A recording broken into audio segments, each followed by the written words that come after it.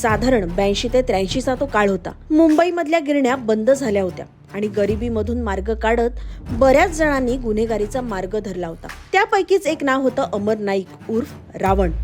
अश्विनला हाताशी घेऊन 1980 ते 85 पर्यंत अमरने आपला जम बऱ्यापैकी बसवला होता।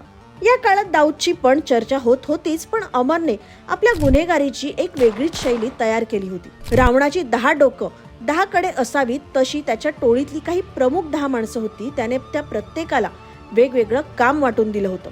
सरकारी कंत्राट, building projects, financing, film industry अशा सगळ्यातच त्याची माणसं काम करत होती। त्याच काळात अरुण गवळी गँगची सुद्धा दहशत जोरदार होती।